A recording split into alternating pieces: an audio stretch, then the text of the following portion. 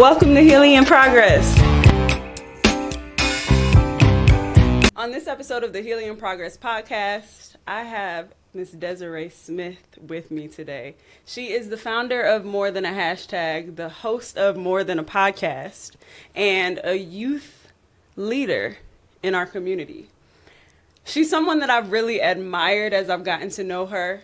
I see a lot of like my younger self in her, someone that I really just wanted to hug on and be like, you are so dope.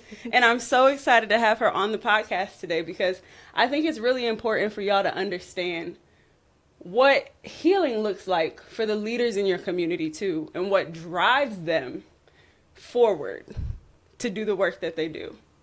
So, Des, do you have anything you would like to say to introduce yourself? I'll just say thank you for having me here. Of course. I know when the first time I heard about Queendom Cultivation, I was just scrolling and they're like, oh, this black-owned crystal shop is opening. And I was like, oh, period. That was the first time I seen anything like that, especially a black woman leading on that project. So I'm just thankful to be here and see how far you've grown and how far you've came. Thank you. Thank you for that. Because I don't always know how folks have found me now, especially with this transition. I don't know how folks are gonna find us, like where they're seeing us, but I'm glad we connected, how we connected. And as a customer, you would come in and you'd be getting all your stuff, and I'm like, what you getting your stuff for? You would have all the things for like your energy, for your money, for your energy, all of that, right? And then you invited me to come do one of your grief circles and participate in that and offer some words and just sound healing, stuff like that for that event. And it wasn't until that I really got to see you in your element and in your space. Because before that, you were in my element. You were in my space. Seeing you in that completely reframed how I even know you and connect to you, because you've gone through so much that's formed you into this powerful person that you are today. So can you tell us a little bit about More Than a Hashtag and where that comes from? Yes, More Than a Hashtag. We are a group of young black women that are youth too. Half our group is youth-led too, that have created a community. I don't even like to say organization because it's really a community, a movement that we're trying to build that is dedicated to advocating for those who have been killed by police violence, and also creating the world we want to see without police, without policing, without treating each other like police, without the carceral systems that have been harming our communities. So what that looks like is like building alternatives to 911. It looks like healing ourselves because we need to heal in order to help our community. What they say, heal people, healed people, hurt people, hurt people. So we're trying to work on that while simultaneously organizing our communities. So we started off protesting during the George Floyd uprisings in 2020, and then over time evolved into like, okay, so we protested, what's next? We got to do something else. And yeah, it was just, I started when I was like 19 years old. Okay. And I didn't even really know or really like acknowledge the police violence that my dad had experienced, and I didn't connect it until George Floyd was killed. So my dad had been shot by San Bernardino County Sheriff's Department. He survived, but he was immediately criminalized after. And I didn't understand the connections until George Floyd happened, his murder. And I was like, oh, snap. Like, that could have been my dad. That could have been, So that kind of kept me pushing, too. Like, kind of backtracking on my analysis when I was 18 when that happened to my dad. And then 19, 20, 21, I'm 24 now. So kind of backtracking like, oh, snap. Like, we experienced this. The trauma was real. We didn't even know what really happened until we, like, really sat down and thought about it. So yeah, these past 5 years has been a lot of work, a lot of pain, a lot of trauma, a lot of joy too, though, a lot of community building. I see the groups that you put together, and it's people from all over the community that are coming together to share with one another, to hold space for each other, but also to learn how to step into the role of an organizer. Most recently, you had your Organizer 101 training, which you invited me to, which was super dope to just see so many people in the community who just want to be available, but also want to be a force for change and justice in the Las Vegas community. The young lady that I spoke with when I was there, when we partnered up, I had no idea the type of work that was being done in Vegas in regards to Palestine and justice in Gaza. Yeah. And she just, her whole everything is in that. And she was sharing how important that work is to her as well. And I'm like, there's so much healing that we do for the world when we choose to be connected to each other. Yeah, absolutely. We also have to choose to heal ourselves too. Absolutely. Tell me a little bit about what you've experienced on your journey as a community organizer, as a youth leader, in regards to showing up for yourself and how that looks while simultaneously showing up for other people. Yes. I'll say like the first year or two was a struggle for me, like of like not putting myself first, not prioritizing myself. Like I was just on the go, like always do. I look back and I'm like, I don't know how I was able to do a protest every weekend. I was able to do this. Weekend. Like, yes. 2020? 2020, 2021. Yeah. Those 2 years was like a lot. We did a lot. We were always on the go. I was always on the go. I can speak for myself. Like I was always on the go, always trying to connect to this, always trying to do this. And at the time I was full-time college student. I was working a full-time job, like office job. You know, organizing full time when I had my free time. Like my whole life became like focused on that. So I didn't really know what self-care. I was like, self-care, what? We don't got time for self-care. The world is dying. Like that's how I felt. Say that. But eventually I started to see, like I started to build like resentment for like the people I was supposed to be serving, right? Like I like I'm doing all this for y'all, but y'all not doing nothing, or it's not mutual, it's not reciprocal. Like I'd start to build like real resentment. And I even noticed that too. Last year we did like a gift drive in Rose Gardens for the youth there. We fundraised all the money. We didn't get no grant to pay for it. Like we had to fundraise everything. And all that money went towards like giving them their gifts, making sure they had joy on that holiday, because nobody pays attention to that community. And I like, as far as the youth goes, I think the youth was very grateful. But like the people we organized it with, like some of the parents, the adults, just like very like, just like ungrateful in my opinion, you know. And it just felt like charity work. And I kind of want to not do charity work. I want to do mutual aid, where it's like we are helping each other and pulling each other up. So it kind of felt like charity work. So I built a little bit of resentment towards the end of the year last year. But then I was just like, this is like how I have always felt, you know. So yeah, I just realized I'm building resentment. I'm getting burnt out. Like I'm tired all the time. So I went back to a quote that Jorge Gomez said right before he was killed. He made a post. It was, don't forget, I know you're tired and passionate, but don't forget to take care of yourself. Oh my goodness. So yeah, that's literally what he said. Maybe like, it might have been the same night or maybe the day before, but it was one of his Facebook posts he made before he was killed. And I remember that, like, yeah, like we are tired, we're passionate, but we do have to take care of ourselves. So I even got it tatted right here. Like, you sure did. I sure did. Oh my God. Just as a reminder. We about that life. Like it's not even on you, it's in you. Like you really about that. Cause I need a reminder, you know? We have a quote on the back of the shirt. It's like, do not cower in the face of revolution, which was another post he made before he was killed. And I was thinking about getting that tatted, which is another important thing. But I was like, what I really needed to pay attention to was this on my arm. And so I tried to do my best to take care of myself as much as I can. I think after 2021, I was like, okay, I need to regroup. I need to, you know, because once you're always on the go, it's also hard to form like real connections with people. It felt like I was always asking people to do things, and like it was like more transactional, right? You know, than it was like we're building a relationship together. So yeah, it was a lot.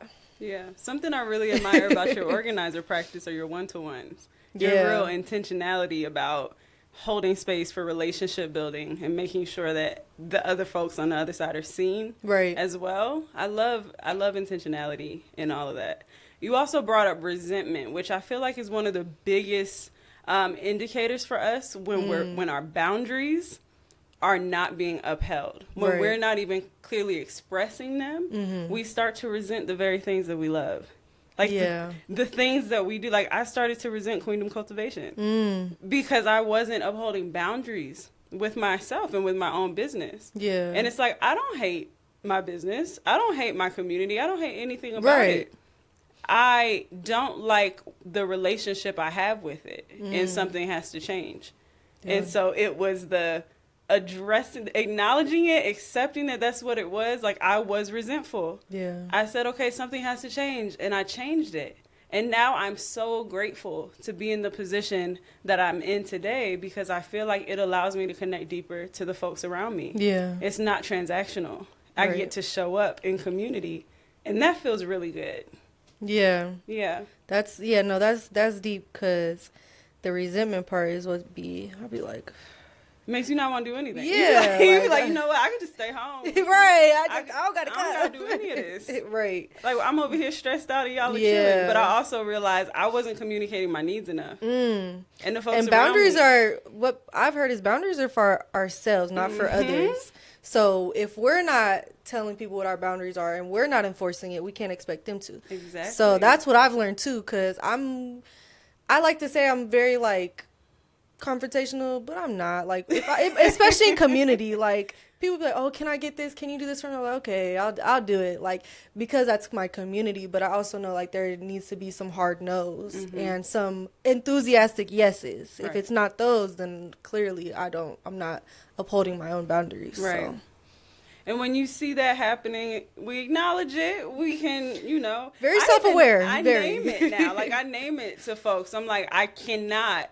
Because I don't have the capacity to do that. Right. Not because I don't necessarily want to. It's just I don't have the bandwidth to handle that right now. And I think that you would be deserving of someone else who can help you better. Absolutely. Yeah. But you do such incredible work with More Than a Hashtag in the neighborhood, in Vegas. But it also goes beyond Vegas. What do y'all do? You be traveling all over the place. What do you be doing? Yes. I am a trainer with Mass Liberation Network, which was why we did that organizing 101 training. It was like getting my feet wet. Like that was your first one?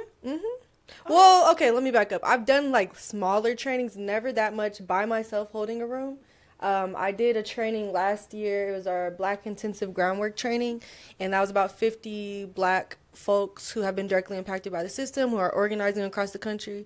I did a portion of the training, and I helped hold the space, but I didn't do it by myself. So this was my first time doing it like by myself. I had a support team, but like still I was training on everything. Yeah. So I've been kind of prepping for this since 2023, I guess. Yeah, 2023. Okay. Yeah.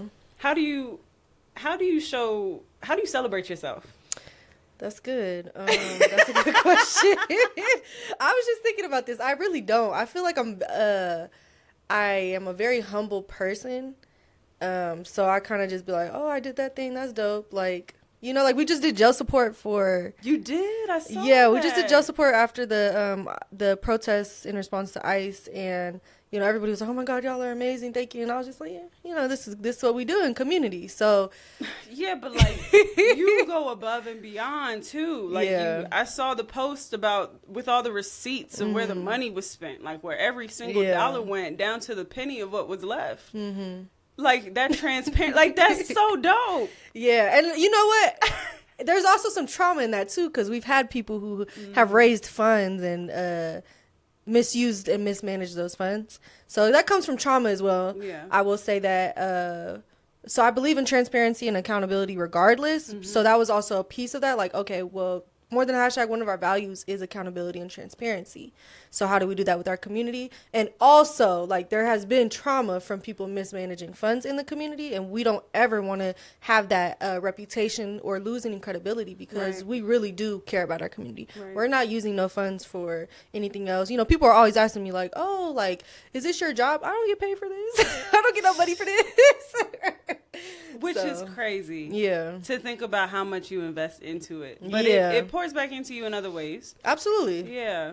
And that's the thing. I don't want to get paid for this. If there was funding for that, of course that would be dope, but I'm not looking for that. I've been doing this for 5 years, not getting paid. And like that has never been a barrier for me. You know, I think when you don't get paid for this type of work, you know, our ancestors weren't getting paid for this. So I think about that. However, I know people do need to be sustained. So I'm kind of like in the middle of it, right? Like, okay. That's where I'm coming from. Yeah, like you have to sustain yourself to continue the work. Yeah. So that's the only thing that's like, okay. That may be okay with me, but I know other people, they may need that, right? Yeah. So, and nothing's wrong with that. I think I'm just speaking from my own personal experiences. I also think about the fact that you still have a 9-to-5 job. Yeah. On top of doing this work as well. Mm-hmm. It'd be nice if you didn't have to have a 9-to-5 job so you could just do this work. Absolutely. Because you're going to do it anyway, might as well be paid for it. Exactly. I mean, and that's real too, because I think about like the Black Panther Party, like they had about 76 survival programs where they were able to sustain themselves, so they didn't need to work. Yeah. They didn't need a check because they had these programs in place to sustain each other. Yep. So I think about that too, like is there a way where we can create these things like, oh, free transportation or that, like free groceries, like so we don't have to work. Mm-hmm. Or if we do, maybe not as much, you know, so we're not, you know, feeling like we just out here doing labor. Grinding. Yeah, and not, you know. Not being paid, not being supported. Appreciated, you know, like definitely I was like, oh, y'all, this not no job. Like, but people don't know that. Yeah. People don't know that. Yeah. They can't really, and a lot of folks, especially folks in our community, who are being impacted negatively by these systems, mm-hmm. can't imagine spending time outside of making money. Right. Because you have to make money to survive. Absolutely. Yeah. So I think folks do need to know, you ain't getting paid for this. Yeah. This is passion. Mm-hmm. Yeah, no, absolutely. I think, and it is a privilege to get paid, you know, if that was to happen in our future, you know, like I said, I'm not 100% against it, but it's a privilege. Yeah. Because a lot of people don't. I want it for you. I want to when it happens in the future. Hey, manifesting. Manifesting for real. Yes. Where does this come from? Where does this energy, this drive and motivation come from in you? That's a good question. I actually was on one-to-one before this, and they asked me the same thing. Wow. And I was like, the main thing is probably just the pain and trauma that has been inflicted on our communities, you know, consistently. That I think that's what's driving me, is like somebody got to do something.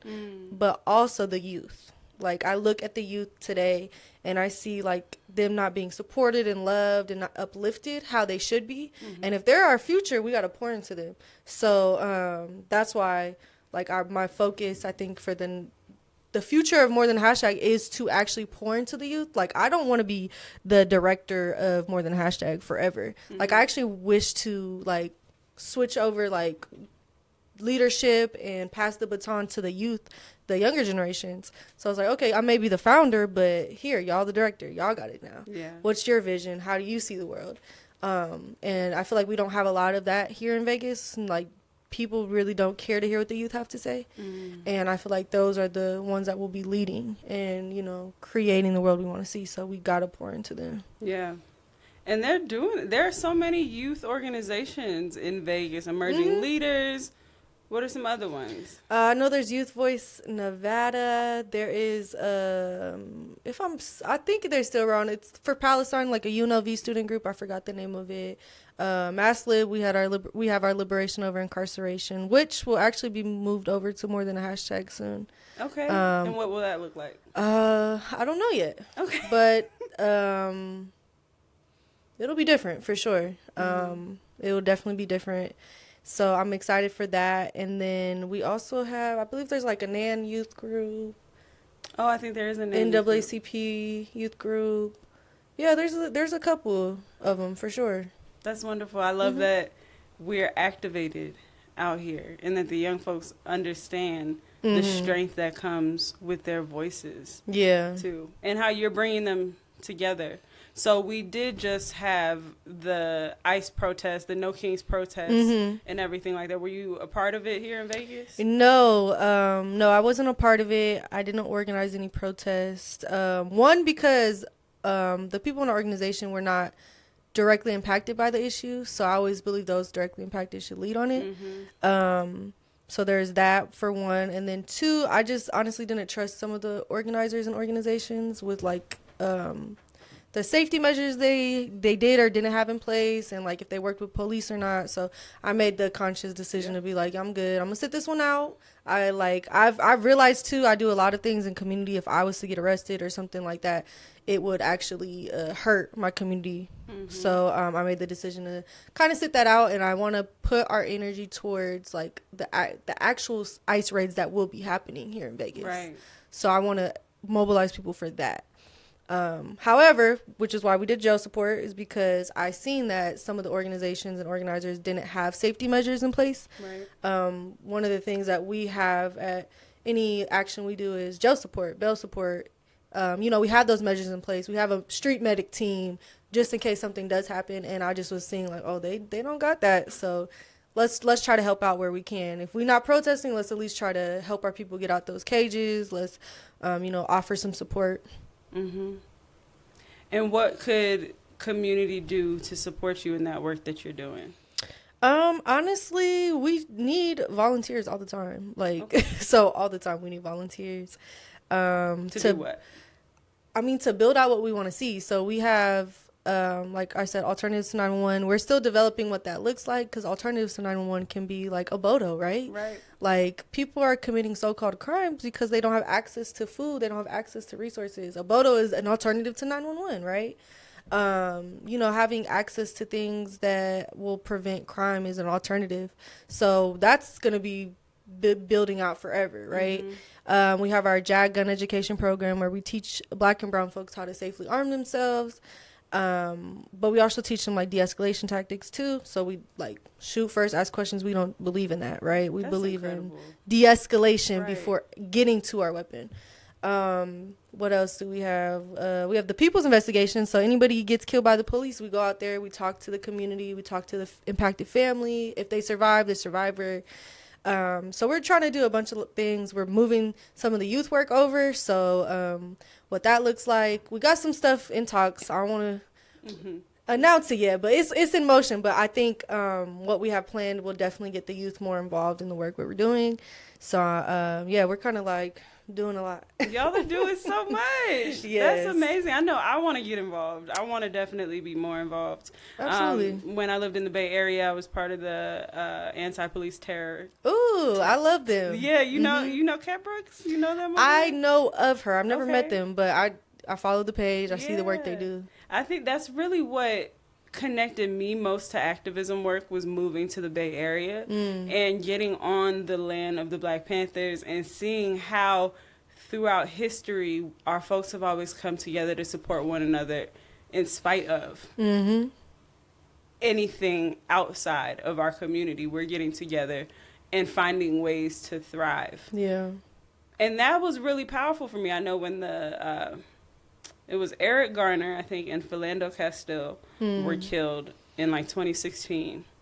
There was this mass response in the Bay about it. And it was amazing to be a part of that community, of that, just seeing so many folks get together. I think I went with like a white coworker, a Black coworker, like a Latina coworker. We were it was all of us out there, because we're all in the same community, all being impacted by injustice. Right. And we shut down the bridge. Like, it was powerful to be a part of a movement like that, to get together with everyone and be like we're not taking this. We're not accepting that. And that was when I learned, that's pretty much when I learned that I felt called to doing anti-police terror work, to doing community work that supports the people in my neighborhood, that helps us find tools and alternatives to the police. Yeah, that's beautiful. The Bay turns up every time. Every time. I love the Bay. I would move there. It's just expensive. It's too expensive. And Vegas does need more than a hashtag here. So. You know. But you can branch. Yeah, absolutely. But Oakland got a lot of solid organizations. Really, Vegas don't got too many solid orgs. So I think about that a lot. But I actually didn't know that about you. I don't think we talked about your experience in the Bay, so that's amazing. But I'm like, I like you, you know, like I'm attracted to your energy because of what you're doing, because I truly feel it in my heart. That's why I wanted to have you on the podcast. Yeah. Too, because how are we also making sure we're taking care of ourselves? Mm-hmm. It's really important when you're pouring so much out into everyone around you, into the community. When you're making as big of a wave as you make in Las Vegas, how are you taking care of yourself? Yeah. And when I came here and opened up Queendom Cultivation, I put that business first. I stopped taking care of myself because I needed to take care of the business. And a lot of it was rooted in scarcity. The belief that I have to do it. If nobody does it, right, I got to do it. And even to the point of it killing me, like really impacting my health, impacting my joy, my mindset, everything, and all the ways of wellness were impacted. Right.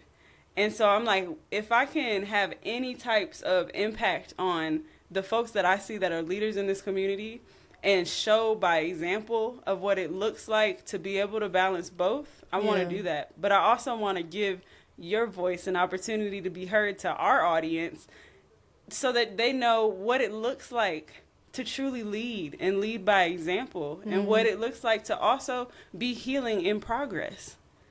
Absolutely, in progress for sure. I am. Like, we're not fully healed ever. It's always going to be a journey. A lifelong journey, for sure. That's the beautiful part of it. And we'll slip and we'll drop our boundaries every now and then, and we'll learn that lesson again and again and again and again. Yeah. But it's necessary to recognize that this is a journey that we're on.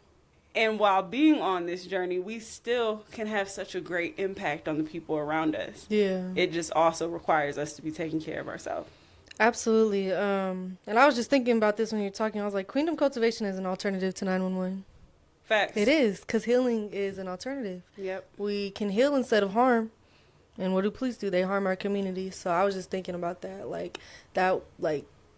Just even not having a physical store, it is still very healing to have in our communities. So. Yeah, I mean, shout out to still you. Accessible. Absolutely, doing all the things. You're in Analog Dope now. Yeah, I've seen some of your products in Analog Dope. Yeah. Yeah, well, they're also our pickup location. So if you want to order anything online from us, we'll drop it off at Analog Dope for you to go and pick it up. Yeah. You get to support another black business in a black business. Like, it's all keeping it circulated in the community too, and that is healing in itself. Yeah. Yeah. All of these methods of healing, these modalities, are all alternatives to systems that have oppressed us traditionally, historically, for generations. And I think we need more folks to recognize that and understand that, like, alternatives to police is not always us knocking on somebody's door, handling something street style. Like, it's not that. It's a lot more preventative. And folks are always asking, like, and even in my program, we were talking about, we had one of our class discussions was about, like, ShotSpotter and the AI software being used by police departments to notify them when gunfire goes off or anything like that. And it was a very polarized conversation between the folks in the class and the folks that look like me. And a lot of folks cannot see in a world where there is an alternative to policing. Yeah, they can't. And the ones that were on the other side of that were saying it starts before the violence. It starts well before that. And they're unable to see that's just a perfect world. We don't live in that, and da-da-da. And it's like, y'all don't live in an equal world. An equitable world. Because it is possible. But if we don't have the resources and the access to it, you'll continue to see these things and have these beliefs because y'all aren't trying to change it. Y'all not trying to change it. Exactly. Yeah. So it's important for folks like you to be doing the work that you do. But how long will you do it? How long will you... How long do you foresee yourself? You don't have to have an exact answer. That's a good question. What do you dream about for yourself in the future? I'm gonna take a sip. I actually was thinking about it. I was like 40. Okay. 40 is like the cutoff. Of what?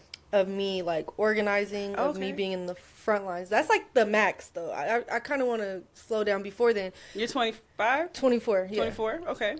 So that's 15 years, whatever, give or take, right? Mm-hmm. So I say that because it's like, okay, what I want to build is definitely like a 10 to 15 year plan. I guess 20 years if we're counting the 5 years, that's already been done. So by that time, I should be able to pass the baton to the youth. I should be in a position where I've had all this experience. Now it's time for me to give y'all all this advice, the experience I have, and let y'all lead. And then it's time for me to rest. Not saying I can't rest while also organizing, but rest and to be more of like a teacher than a leader. If that makes sense. So that's my time frame. Things may change, maybe sooner than later, maybe later than sooner. Where do you want to live? If you had to pick anywhere outside of Vegas, where would you like out this to go? country? So that was my thing. My cutoff. If I feel like unsatisfied with the way America is going and how it is by 40 years old, I told myself like, okay, it's time to leave and to go find peace and light somewhere else, because it's right now it's not happening. But that's why I said I'm gonna give myself to about 40. Like I said, if I move anywhere before then, it'd be like Oakland. I love Oakland. I haven't found any other city that makes me feel the same way Oakland does. I love Cali in general, but Oakland is like, okay, I mess with Oakland. LA's definitely right. Like, it's like a tie, but I love Oakland. It's a tie? It's a tie. Interesting. I love both of them for different reasons. Yeah. But yeah, I give myself that time frame. Okay. Yeah, I think it's important that we keep our imagination open. Yes, absolutely. We keep our vision future focused also. Because when we are in the thick of everything, it can feel really heavy. We have to have something that is driving us past, especially with everything that's happening now. As crazy as the world looks, understanding that there's still light at the end of the tunnel. And for you, 15 years, you're giving yourself to see that. And that light will most likely be here before then, Yeah. But we still, as leaders and as community workers, have to have vision of a world beyond where we are right now. Yeah. Otherwise, absolutely. What are we doing all this for? That's the thing. I'm like, okay, I'm gonna give myself that time, specifically too in Vegas, because like I said, not too many people are doing like abolitionist work and like wanting to create the community they want to see. What I've seen is like a focus on like Black businesses, which is cool, but I believe in a world where we're not relying on capitalism, and I don't want to get caught up in that system either, trying to get away from this system. So, I envision like community centers, community gardens, like not having to wait around for the city to allow us to do something. I envision like still having Black businesses, and then like having like cop-free zones, like where cops do not come on this block because they know like we set that precedent, like it's happening, like it does happen in other cities. So I envision Vegas like becoming like that. It just is like putting in the work for it to get like that, which takes a lot of organizing. It does. So you said you need volunteers. What else do you need to get that vision to come to life? Obviously any resources is helpful. Money is a resource. Access to like transportation is a resource. So like we try to help people like Ubers, Lyfts to, come help out, because we know transportation is a barrier for our folks. I think having places to do things, like safe spaces, because we don't necessarily want to go and rent out a spot. Like we want to have community spaces all the time. Not, let me go rent out the library. That we know the library don't really mess with us like that. Oh, for real? I'm just saying like the work we do, right? Yeah, like, I know. Yeah, it's a little, we've had an issue trying to get space at Doolittle. We've had issues trying to get space at, like these city or state ran facilities. So just trying to think of what we'll need is resources, like safe spaces, volunteers. I think also the willingness for people to want to transform and heal. We cannot do this work without it. It's literally harmful to our community when we're trying to organize them and we're not healing. Yeah. I feel like I've definitely perpetrated harm trying to organize it, but also not healing. And I've seen it happen too in space. So is there a way for us to have community that are willing to heal and be open to it? Because if not, then we're just repeating the same systems that have harmed us in different ways, right? So we can say F the police, but then we treating each other like police, you know? So. Yeah.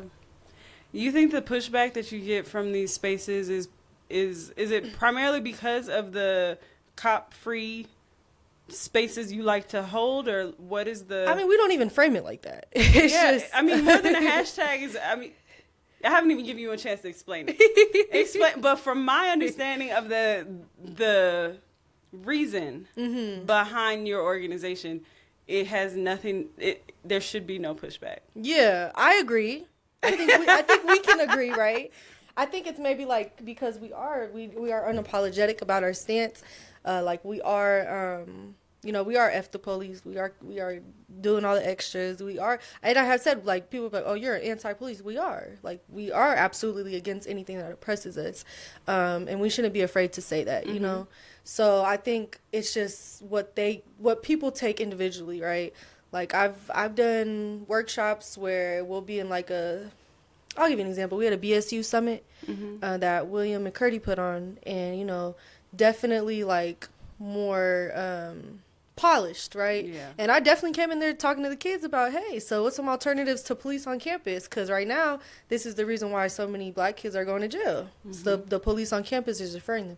And it was received well. I didn't hear any complaints. But then there might be, we go to this BSU, and then we talk to them, and then, oh, hold on, y'all doing too much now. So it depends on how people take that message. And, in front of the youth, I don't necessarily lead with, oh, F the police. And, it's more so like if we protesting or, like, okay, yeah, absolutely, that's going to be one of our chants. But it just is how people take that message and they receive it. And in Vegas, nobody's really ready to hear it. Like, they're not ready to hear that. They're not ready to think about that. So we get pushed back a lot. And, people love to call us radical and wild and crazy and all those things. Yeah.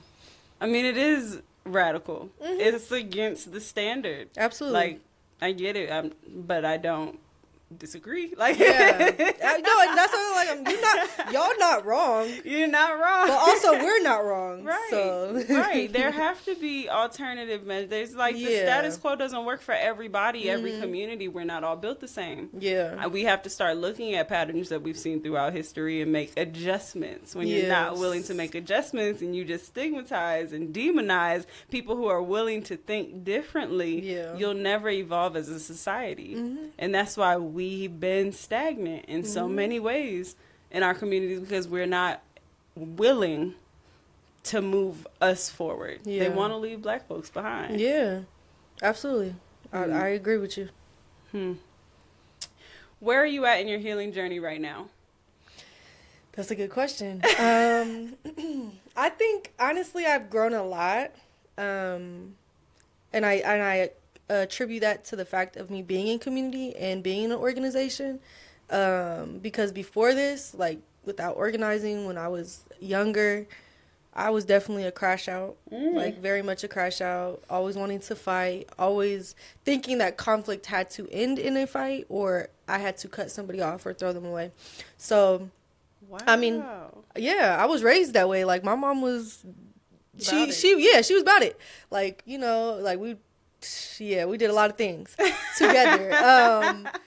So we're like a family of people who kind of resolve conflict in unhealthy ways. I'll say that. I love my family to death, but that's just our dynamic in our families.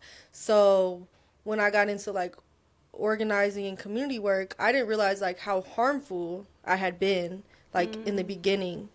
And then I started to get in space and I was like, hold on, why am I doing this? Why am I throwing people away? Why do I have to end everything in like a big blow up? Why can't it be different? So I didn't realize that until I started working with Mass Lib Network, the training group I was telling you about, because they do somatics, which is a very, very interesting modality of healing. I had never been a part of. I don't even really know how to describe it. You just have to be there to understand. Yeah, you experience different feelings and sensations in your body to release stored energy. Yes. For healing, yep. And it's a way to connect yourselves, your body and your mind, because, I mean, historically, we've been disconnected from our body and our mind, you know, through the transatlantic slave trade. So, yeah, it taught me a lot. And I started doing that in 2023. So that was like a eye-opener. I'd never experienced anything like that. Shout out to Brandon from Mass Live Network. He is a black, I don't know if he's the first, or the few, I don't know, but he's a black man who's a practitioner, a somatic practitioner. That's wonderful. Yeah, which is amazing because I know, you know, people say it's usually led by like white folks. So it's really dope that, you know, we get to experience that. So since then, that kind of like started my healing journey. But, you know, things happen throughout life where you have to pivot or you're not expecting things. Like when my brother was killed, I was like in the midst of fighting for other people, fighting for other families, and then boom, this hits me. I didn't really know what to do because I was like trying to make sense of something that just really just don't make sense. Mm-hmm. Like you can't make sense of something that is not going to make sense. Right. So that was a struggle too. But I think I'm very self-aware and I know the things that I'm doing.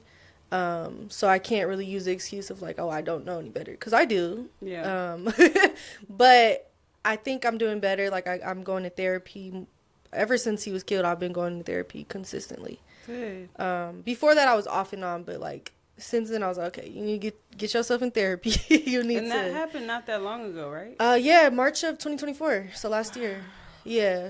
So, you know, I try my best to stick to my therapy, my journaling. I try my best to tap in with my spirituality. That's where I lack, I think. Like doing my rituals. I've been looking into hoodoo and things of that nature. I've done some protection work. So I'm trying to dibble and dabble. When you're so busy, it's hard to slow down. Exactly. Slow down, learn, and receive. Mm-hmm. Yeah. I think that I did learn about your brother's passing at the grief and loss circle that you held. Yeah. You held that for the community, but you really held that for you. Yeah, low-key. It was a way that I felt like I was able to finally grieve. And I think I said that in one of my posts afterwards, because like just the trauma of the situation and where my family dynamics were at that time, like in the hospital, that was probably, him being killed was traumatic, yes, but how my family and how everybody responded to it was more traumatic. And like just how everything was like all the fighting and all the unnecessary drama, that was most traumatic to me, because in my head I'm like, this is a time where we need to be together and we need to, you know, stick together and we need to push through this together, and it wasn't like that. So yeah, I definitely didn't feel supported by my family during that time. I felt more supported by community for sure, you know. And so I was like, you know, if I can't get this where I wanted it, then maybe I can recreate it. So that healing circle really helped me. And I was like, dang, like I didn't realize how many people were going through the same thing. Yeah, that room was full. Yes, very full. And that's not even, that's just that room. Like, there's like the world, there's so many people. So I thought about just how impactful that was for others, but for me too. So. Yeah, it was really impactful for me. It was the first time I really broke down my relationship to grief and how recognizing how it's changed over time. But being able to see so many folks in the room who have these different lived experiences, but also so many people who have been impacted by violence, lost through violence, was astounding. Yeah. Because there's clearly work that needs to be done in our community that is not keeping our folks safe. Absolutely. Just hearing everybody's story like kind of made me think too about pivoting the work that we do as well to address like the violence that's happening, because it is an alternative 911 is addressing the violence. And I don't know exactly what that looks like. I'm still figuring it out. I'm talking to people from different orgs, different movements. Like, what are y'all doing to address this? And, you know, talking to different people. And it's a hard conversation to have because everybody believes like, oh, well, we need to send people to prison. We need harsher laws. We need this. And it's just like, that's not working. It's never worked. So it's like, how do I get this community to support that when their worldview isn't there yet? Right. So I think there was one mother in the room who shared that she forgave the person who killed her son, Mm-hmm. that level of strength and acceptance and understanding, if we are able to get to that point, Yeah. that would be transformative. Yeah. But that's hard. Yeah, it is hard because I struggle with that too with my analysis. Because if I don't believe in police and prisons, like, okay, well, this harm has happened to me and my family, so what is the appropriate response? And I think I differ from a lot of my family in the way I see it. But, and I had said this just at Nyoka's gun trauma talk that she just held. Mm-hmm. You know, I grounded in the fact that, like, our community, we don't love each other. Mm-hmm. We don't. You know, there was a time when we did, and we did care for each other. But at the end of the day, like, gun violence in general is really white supremacy. Like, if you get down to the root of it, like, those are the folks who taught us to hate each other, to lie to each other, to manipulate, to kill. This is learned behavior. And I'm just not realizing this is like, yeah, this is why people are getting killed. Like, they put the guns in our communities, they put the drugs in our community, they point at us like, oh, look at y'all, but this is what, you know, this is a product of the oppression that you have put onto our people, and then how we react. Now we're demonized for how we're reacting. Yeah. But we learned it from y'all. So I'm trying to ground myself in just the fact that, you know, this is kind of like assimilation. We've assimilated into their culture and how they handle conflict. Mm-hmm. You know, they say black folks are violent and aggressive, and I'm like, nah, that's white people shit. actually, we actually don't jump to violence at the first case. Yes. Like, at the first moment we have the opportunity to. Like, we don't. Yeah. So, yeah, I was just like, we need to get this myth up out of here. That we're violent. You know, and I also said this too.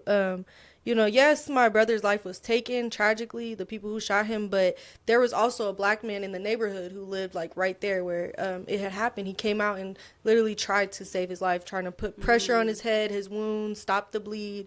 Obviously, the injuries was too severe, but just thinking, like, oh, a black man actually tried to save another black man.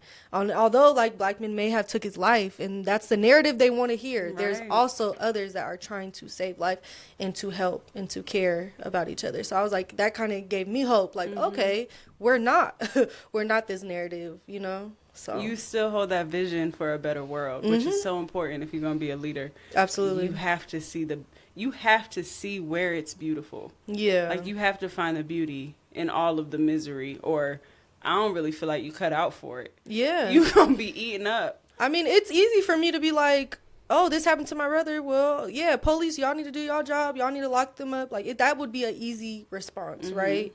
So the biggest challenge to being abolitionist is to, how do you respond when harm is caused to you and people you care about? Yeah. Right? Like, that's the biggest challenge to me. You have to face that. Yeah. Like, you literally had to face that. That's shadow work. That's everything, like, all your beliefs. That's a healing journey.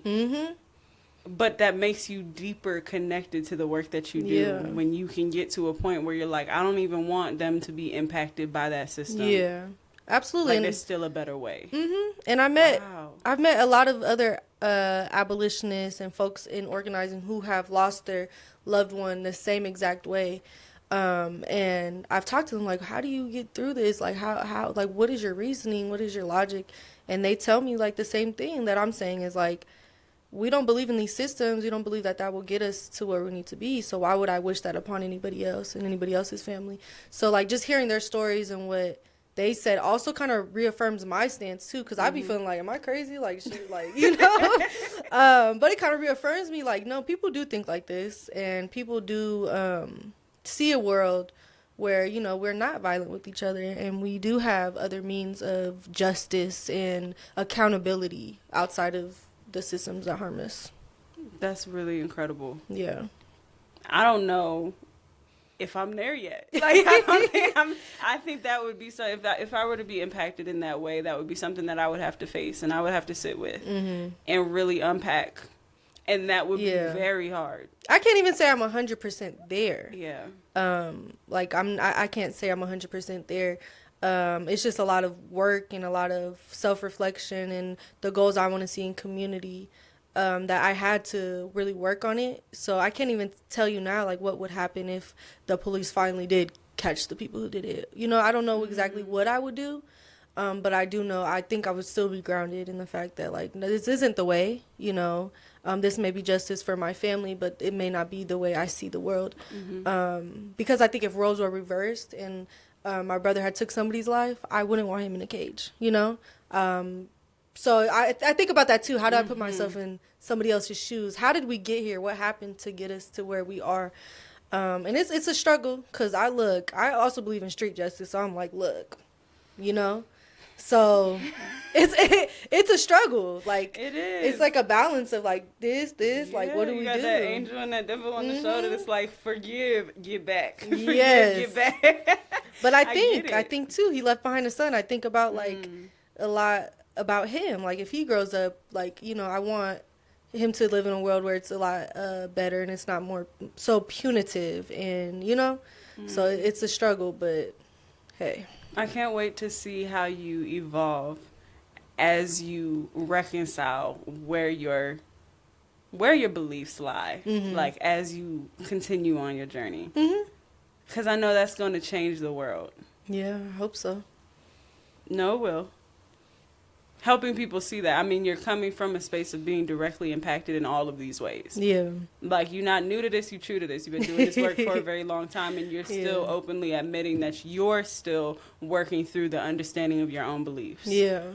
You're giving real thought and intention to all of this. That's how people change the world. Yeah. You an Aquarius? Yes. You are? Yeah. Oh my God.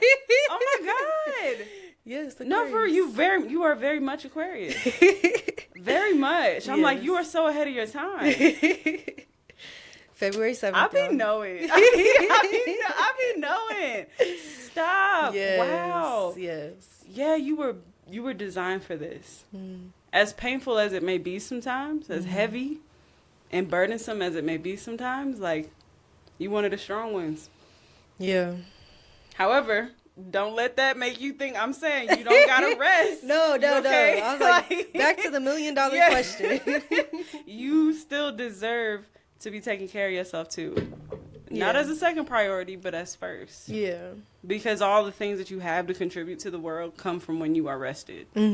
Absolutely. I think I can deliver much, much better than when I'm tired and stressed, for sure. Yeah. I don't think I've seen you, and I appreciate this openness, but I don't think I've ever seen you and you've told me anything other than you tired, which I appreciate. No, I'm grateful you are open this way and honest about how you're really feeling. Yeah. But I also look forward to the day where you feel full. Yes. Me too. When your cup is full. And I want to be able to support you in that however I can within my own bandwidth and capacity. Yeah. Because you deserve it. Thank you. You're welcome. Yeah. I look forward to that day too, where I could be like, y'all, I had some good sleep. I feel rested. I see you wearing your crystals for exhaustion bracelet. Yeah, I am. Yeah. Yes. I've been charging it when I try to charge it, put it back on, make sure I do the things you told me to do. Yeah. Good. I mean, the day is going to come. It may require some delegation. That's what I'm working on. Okay. A little bit more boundaries upheld, more time taken for self. But you deserve at least a couple weeks off every few months. Yeah. To just recharge and reset. Because there's always going to be injustice. Yeah. You just going to be fighting all the time? Yeah. I know activists who are in their 50s, their 40s, 50s, and 60s who have never created that boundary and it's slowly killing them. Yeah. Yeah, I think there's also something that, we talk about is like martyrism. Yes. And, I have a lot of appreciation for like Fred Hampton, for Malcolm X and like the work that revolutionaries have done before me, but I also see, like, well, what would have happened if they were still alive? Like, look at all the work that could have happened, the change that could have been made. But, and it's not no fault to them, right? It's just the state who did it. But I think about, like, how much we put out and then we're killed or we're exhausted or we're broke, You know, there's a lot of activists that are broke, that cannot afford to live. Yes. So that I think about all those things too. Is like, how do we sustain the people that are doing the work? You know, because we do need them, right? I don't want to be killed, right? I think if I'm killed, then that stifles a lot of the movement that I'm trying to do. So I recognize that too. So yeah, martyrism. I'm slowly trying to get away from that because I always thought like I just got to keep doing it, keep going. But it don't. At the end of the day, it leaves me burnt out. Or we're in jail. We're getting imprisoned. Right? There's still political prisoners in jail. Yes. So. Yes, there are. Yeah, you deserve to live in the fullness of the world that you're creating. Mm-hmm. Like, you can't be building a world for everybody else and not putting yourself in it. Yeah. Yeah. So I definitely believe in not martyring yourself for the cause. Mm-hmm. And I felt like I was martyring myself for my business. Mm. And I said, I can't heal nobody if I am moving through the world unhealed. Right. I'm on fire, but carrying water for other folks. Like, make it make sense. Exactly. It don't make sense. No, we got to take care of us first. Yes. And what's your sign? Taurus. I love Taurus women, not the men. No. I've heard this. You know, in the May and April ones, I'm an April Taurus. Yes. You know, we're a little different. Yes. Yeah. My auntie who helped raise me, she was a Taurus woman. Love her. Love her down. I love Taurus women. Leslie is a Taurus. Okay. Yes, she is. Mm-hmm. I love her. We need to have a conversation with Leslie too, because she got to take care of herself as well. Not putting all her business out there, but you know, it's hard work that you're doing in the community. Absolutely, it's important work. Yeah, it is heavy, emotionally taxing, spiritually taxing, physically on the body. Y'all be out there marching in 100-degree weather. Like, this is not a game for folks. You have to make sure you're holding space for yourself to replenish all of those areas. Absolutely. Yeah. Well, I look forward to seeing the work that More Than a Hashtag does. I look forward to listening to More Than a Podcast. Yes. I look forward to seeing all the growth of Mass Lib and all the different evolutions y'all are taking in your organizations and how you impact the community. I look forward to being a part of it in every way that I can. We got to hold another grief circle. Healing circle. The Unitarian Church was beautiful, too. Yes. That was such a great space to hold that in. It is an amazing space. Very welcoming. I have nothing bad to say about it at all. Like, it's very welcoming.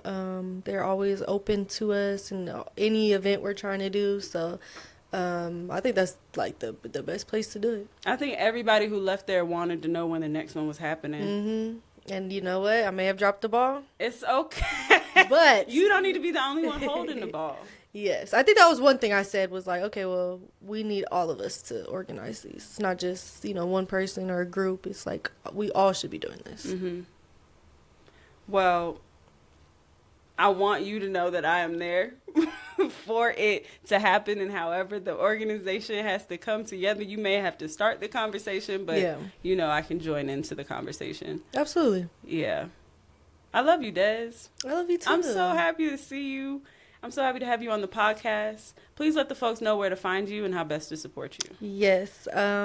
So we are on Instagram, More Than a #. We are on Facebook, More Than a #LV. Twitter, MTAH _LV. We're on TikTok, More Than a #. Reach out. We have a link tree in our Instagram where it'll take you to the different programs and different things we're up to. So I really appreciate you for having me, and this was a really dope podcast. I've been on a couple, but this was probably my favorite. Oh, thank you. Nobody ever asks us how we doing, so that's the point. Yeah, why are we doing this if we are not well? Right. Absolutely. That is really the point. Thank you for saying that. I might have to highlight that part of the episode because we really have to be checking in with each other. We really have to do better. We do at checking in with folks. Especially the ones who are literally on the front line, literally pulling us across this marathon that we are on. Yeah. We got to check on y'all. Mm-hmm. Make sure you're good. Before we end, I like to remind you, healing starts when you stop pretending that you don't need it. Until next time, this is Healing in Progress. Bye. Peace.